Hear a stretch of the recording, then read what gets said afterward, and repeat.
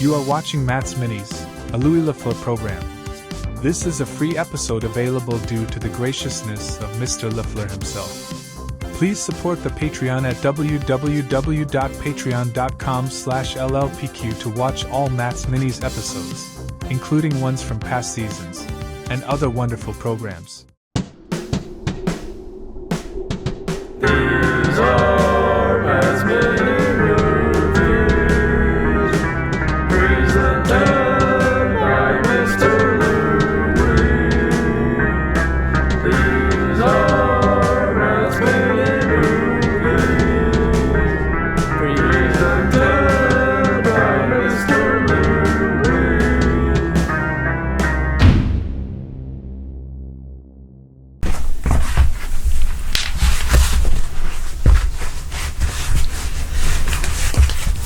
Hello, welcome to another episode of Matt's Minis, presented by Mr. Louis Lafleur. I am Matt Johnson.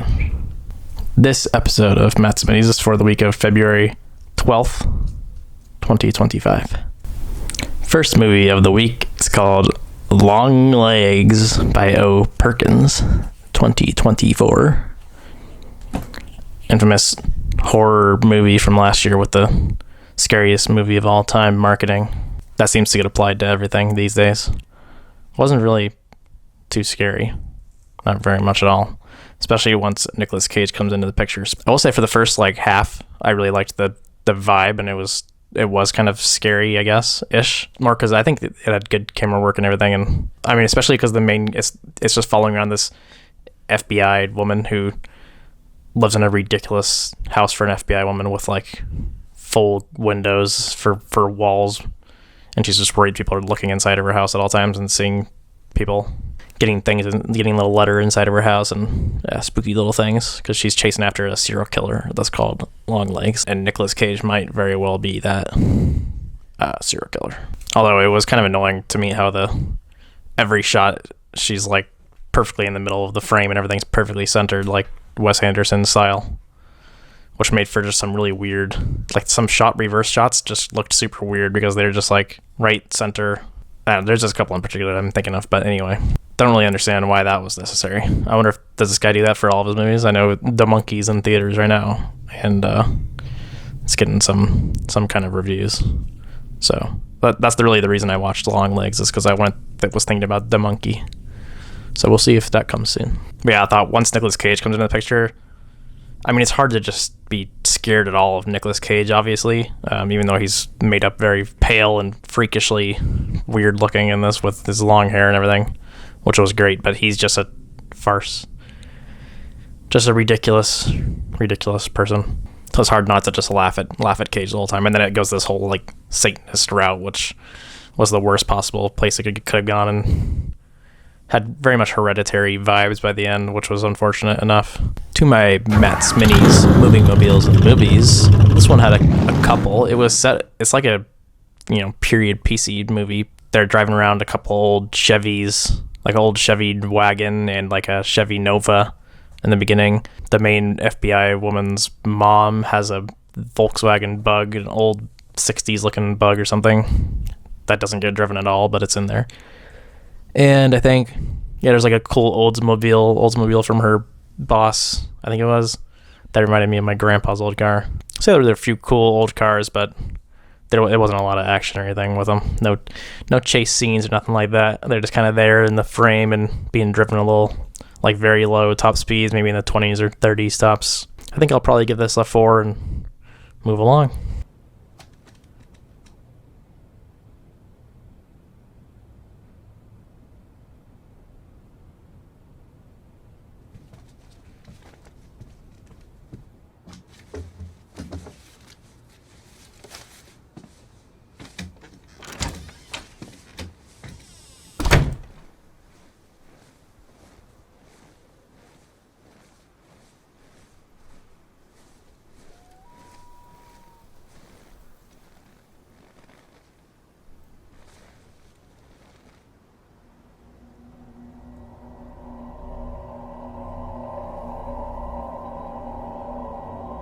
Next movie of the week, it's called Train to Busan by Yeon. 2016, famous Korean zombie movie. I was just looking through random movies and I went by this one and Megan said, "Oh, that hot guy is in that one." Well, she would be mad if she heard me saying this in my Matt's Minis, but I will. And that's the reason that we watched it, which I think was just the main guy. I think he's from Squid Games or something. I don't really know. But this is kind of what I expected. Just a fun zombie movie, but, very heavy melodrama zombie movie. It's one of those that people love because they're like, "Oh, I never thought I'd get a zombie movie where I actually care about the characters and the plot and stuff," which is all just highly melodramatic kind of garbage stuff, but it's fun. The main guy has a full character arc of going from hated, terrible dad to going out as the good guy, let's just say. I guess this is big spoilers if you really care, so skip past if so, but I was really hoping for the Night of the Living Dead ending because they set it up perfectly. I mean, there's a woman and a child that escape to the city that's safe at the end, and they're walking through the tunnel and there's 2 snipers aimed on them from the military, and they're trying to see if they're zombies or not, basically, but they obviously don't just kill them, Night of the Living Dead style, because no movies can quite do that these days. Gotta have a nice happy ending. So even in your typical zombie movie, 2 of my Matt's Minis movie mobiles in the movies. Of course, 95% of this movie is on a train, which is a mobile of a type. It's not the coolest mobile or anything, but it's, I did take a lot of trains when I went to Korea and Seoul, years ago. So, and they were nice. So I would say the trains were probably, they're pretty nice in this movie too. Lent to a lot of class dynamics, got the nice rich assholes in first class and then the poor young kids in the cheap, shitty sections and stuff and everything in between. Not much else. There was the main guy is driving in around a nice Audi in the beginning, so he's doing well for himself. He's a shitty dad with a nice car. But yeah, so the mobiles, heavy focus, nothing super cool. Everything cool is going on in the movie, I guess, because it's all inside the train. So I guess I would maybe give it a 8 or something. I think it's cool and all, but it's not like it has some Ferraris or something, or it's not like the train has. Was there a famous type of train that would be cooler than another? Maybe for some people, yeah, there is, I guess, but not for me. So solid, it's an 8.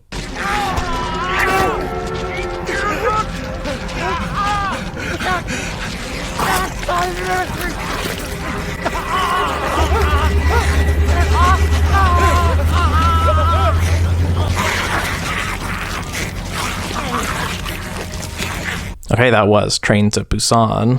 Next movie of the week is called G.I. Joe, The Rise of Cobra by S. Sommers, 2008 or 9 or something. This movie rocked.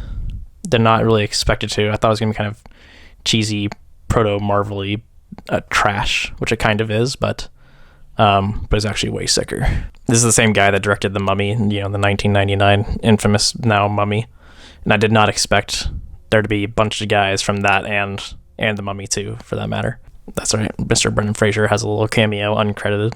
This was very funny. We watched it mostly because Lee Byung-hun was in it and playing a ninja, of course, incredibly racistly, and all because he's Korean, obviously not Japanese. But then also there's flashback scenes of him, and he's a bad guy, and there is also a good guy who's played by Darth Maul, who's a mute. And they're rivals because they have sweet action scenes with fighting scenes with swords and shit. And in the flashback, he's also played by he's played by a little Chinese kid. So both of them are playing this Japanese guy, and neither one of them are Japanese, which is classic Hollywood. For me, this movie had a crazy amount of Star Wars prequel energy from the Darth Maul stuff, but also there's this underwater, they're not even submarines, but little, it looked like fucking James Bond actually when they're driving around in those water powered mobiles and shooting harpoons at each other, but everybody was shooting lasers and shit, and I swear it looked exactly like a scene out of Revenge of the Sith, the beginning scene with Anakin and Obi-Wan flying around and just in sea instead of in space. Yeah, Channing Tatum as the dingus bro G.I. Joe was hilarious. Obviously a very propaganda-y type of movie, but awesome pretty much anyway. So I will say I still have no idea what Cobra is, but it doesn't matter. They take down the Eiffel Tower and it's great. And then as soon as the Eiffel Tower goes down, it cuts to a shot of the White House, but it's from behind the White House, and you see, this is the White House, and you see the Washington Monument, and it feels like it's literally just like a fuck you straight to Paris, you know, like USA style. We still got ours, and you terrorists managed to take down your big tower, you know, which was killing me. To the Matt's Minis moving mobiles in the movies. I will say this one is pretty huge. There are mobiles aplenty of every kind. I never really played with G.I. Joes as a kid. Do they have lots of mobiles? There was Humvees in this, which I assume there must be some little action figure with Humvees and stuff from the olden days. So they of course had to do that. So there's lots of crazy flying vehicles, all those underwater things that I was talking about. Definitely are the Humvees. I think there was even like some Escalades or something, and there's like chase scenes. There's crazy, and there's also these crazy like motorcycles where when they get on them, or even before they get on them or something, they put on this full like suit that they look like fucking Master Chief or something, and they're just like demolishing the city of Paris in big SUVs and motorcycles, and they like go through a bus and shit, and it's very heavy, very, very action heavy and mobile focused, I would say. So solid. Maybe even like a 8.5, I would say. I was thinking about Train to Busan, but you know, the mobiles are still very heavy focus here, even though they aren't the entire movie. There's variety, you know. I like a good variety. Let's get that bastard off the roof.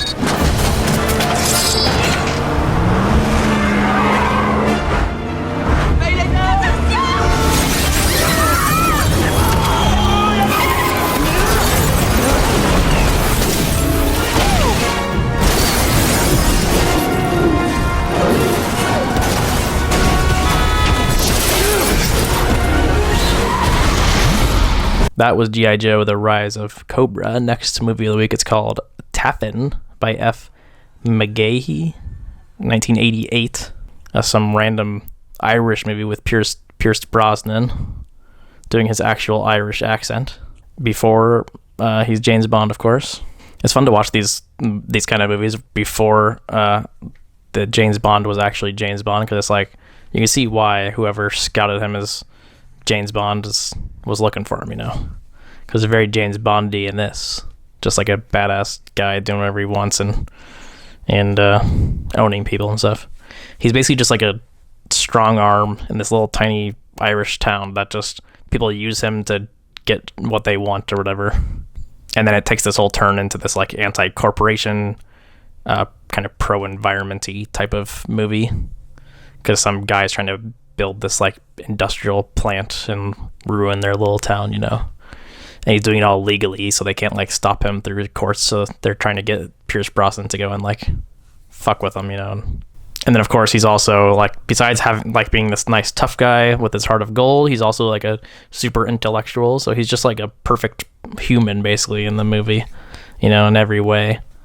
Except for then he has this big fight with his girl, who is Alison Doody from Indiana Jones and the Last Crusade. I will say, on top of having Alison Doody, this also had somebody named McAnally, and I thought it was very funny to see McAnally and Doody right next to each other in the credits. To my Matt's Minis moving mobiles in the movies. So Taffin's driving around this like red convertible pretty often. Oh, a Mustang, sorry, a red Mustang convertible, which will actually look just like the one in Companion that I talked about before. And there is a nice chase scene with a sweet Jaguar. There's some pretty funny interactions actually with the mobiles. There's this one kind of another asshole-y strong arm guy that's, you know, on the other side, the corporation side, who's like trying to stop this protest by just parking in front of this like alleyway they're trying to go through, and you know, Taffin doesn't have it, let's just say. Yeah, besides that, there's a couple, you know, sweet UK classics like a Range Rover and a nice Bentley that were looking pretty sweet. So definitely a pretty big focus on the cars. I think I'll probably get this like a 7.5. Got some solid ones so far this week, huh?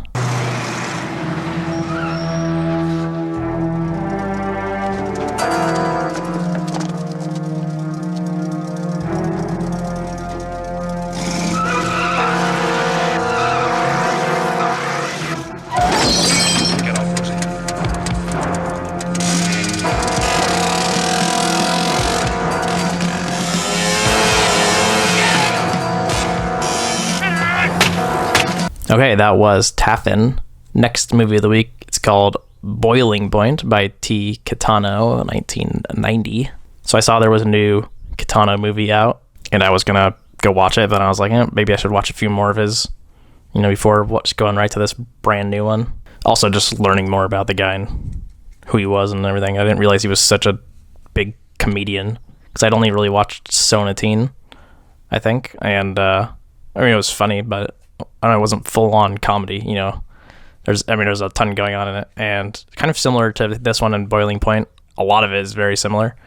The whole, Yakuza stuff. I love all the baseball focus, of course. That, poor main sap who, cannot really do anything, and then, of course, almost hits a home run by the end, and hilariously doesn't. I don't really find a lot of the movie to be, super laugh-out-loud funny. I guess there's some funny stuff. Kitano comes in, in the second half. He's kind of always in his own movies, it seems like. And he's just horrible. He's just smacking his girlfriend all the time and forces her to have sex with one of his other dudes in his little mob, is just being very not a good guy, which is hard to tell if he's trying to be funny or I don't exactly know, but I just know, yeah, he's not cool. I did really like the baseball stuff juxtapositioned with the Yakuza stuff. Is interesting. You had the coach yapping at his dudes, and then the old mafia guy yapping at his little underlings and stuff. The power dynamics. To my Matt's Minis movie mobiles and movies, the main character works in a auto body, or maybe it's just a car wash type place, and he's washing some cars for the Yakuza, which is how this whole problem got started, because he pissed off one of the guys. So of course there's a few sweet cars. The Yakuza guy's driving a Mercedes, and there's definitely a few motorcycles. There's also this one hilariously random Yakuza guy that just looks totally insane, who he drives a motorcycle for the first time, and he doesn't have a license, and they're making that clear, and then he goes and crashes immediately. And there's also a really funny car crash scene where the guy's just driving in his car, and some other cars come next to him and start yelling at him and out of the window and everything, and then the camera is pointing towards the car to the side, past the driver where you can see him, and then they're just slowly driving alongside, and these guys are yelling at him, and they just run right into a car that's just sitting there parked in the lane, I guess. Yeah, and there's a big fantastic ending that is Mobile involved. It's big. I won't spoil. So I think also I'd probably give this an 8. Very solid. A lot of sweet cars. There's also a little Datsun truck I just remembered. There's just lots of awesome cars in the 1990 Japan, so I have to love it.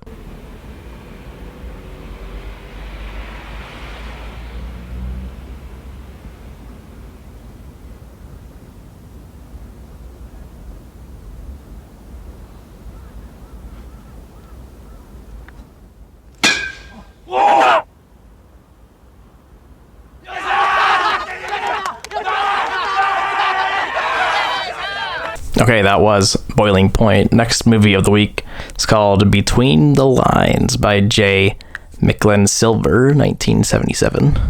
A very slice of life movie in this newspaper company in the 70s, with I think Jeff Goldblum's one of his first roles, and John Hurd and a bunch of other random people. There's a few funny parts, but this mostly just kind of, I don't know, it's not for me, is what it felt like when I was watching it. It felt like one of those totally pointless movies. Not even just a movie where there's nothing happening, because there's at least a little bit happening, but it's just there's just these little relationships between these people in this newspaper company, and I just couldn't care less, and they're all just kind of selfish and stupid, which I guess is probably the point. They're probably very realistic or whatever, but I don't know, it didn't make me feel anything, and just kind of made me annoyed. There's a couple funny things, there's this guy that comes in and tries to do this physical comedy bit, but Jeff Goldblum kind of also does it in reaction to him, which is kind of funny, one-upping him, and they destroy their office in the meantime. But it's also got a nice little message of the man, corporate man, rich guy trying to take over the little small newspaper company, and also about guys selling out and also being pieces of shit, that was all nice. Just didn't love it, I guess, but I see why people do. To my Mets Minis moving mobiles in the movies. This one had a few in the 70s. Some cool old cars. There's this moving scene with a little yellow bug, which was fun, packed with a bunch of shit in it. There's also this really old Volvo, like the 60s Volvo. One of the guys is like riding a bike and meeting up with somebody, and then he gets hunted down by some people, and they're beating his ass because he's being an annoying journalist. And they're driving also something cool, some old Oldsmobile or something.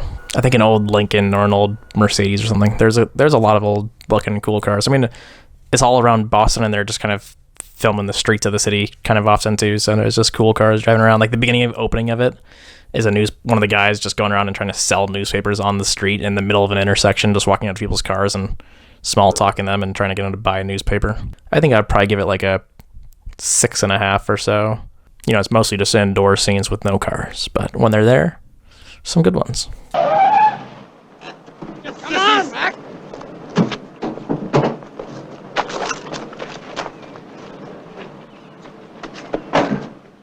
Cowards! Cowards! God. Max! Cowards! What am I about? You want to fight? Fight with me! You jump it out! You're so brave you want to fight in twos! David? You can't crush the seeds of truth, you bullies! You poor dumb bastards! Let it go! Pernicious eel shit! David? Okay, that was Between the Lines. Next movie of the week is called Caddo Lake by L. George and C. Held 2024. So I remember seeing this on Max or something and just skipping over it because this looks like some original trash movie. But then I heard I heard some good things, so I thought maybe I'd go check it out. I thought it was pretty cool. It was like a ridiculously complicated time traveling type of movie. One of those ones that's like going back and forth and twisting everything and your point of view and making it hard to follow along what's going on. Although in the end, I feel like it kind of worked itself out. But it was fun how it laid a bunch of things out and then slowly like tied things together. You know, I think it also helps that the Caddo Lake place just seems sweet because it's like this swampy bayou, and they're riding around on little boats and getting caught in this marshland and kind of Hicksville kind of stuff. To my Matt's Minis moving mobiles in the movies. Like I said, lots of cool little boats. Some big, some small, which are definitely mobiles in the movie. They're big deal. Also a couple of nice trucks. I'm sure they're just some Fords or something. Not a huge top speed for the trucks or the boats, I would say. I'd probably give it like a 6 maybe, because there's some integral stuff with the boats. You know, those things that I was mentioning tying together. There's some little boat tricks going on, some little time traveling boat tricks going on. So one of the times they go back, it's like to the 50s or something, and there's a cool old, I bet it's probably an old Chevy truck or something, which is also pretty sweet. So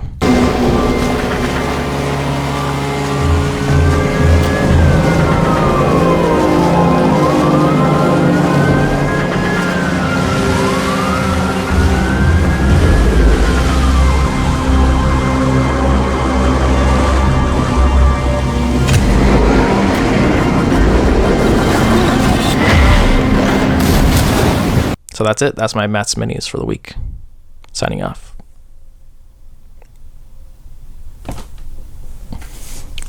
Goodbye.